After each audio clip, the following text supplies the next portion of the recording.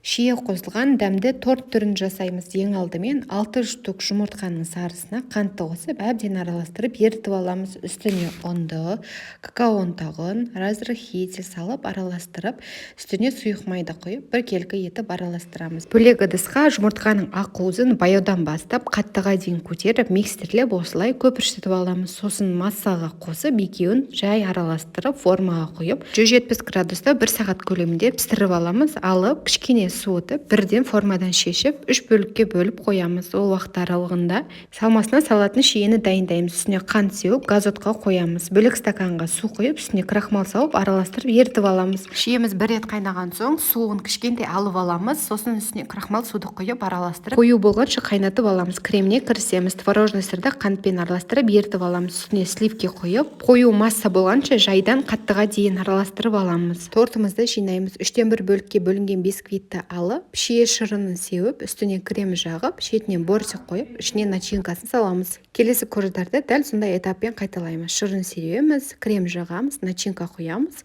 Барлық жерін тегістеп, тоңазытқышқа 5-6 сағатқа қойып қоямыз. Қалауыңыз бойынша кремін аз жақсаңыз да болады. 5-6 сағаттан соң қалауыңыз бойынша әрлеп, ұсына берсеңіз болады. Егер видео сізге пайдалы болса, лайк басып, парақшама жазылып, қолдап кетуді ұмытпаңыз. Астарыңыз дәмді болсын.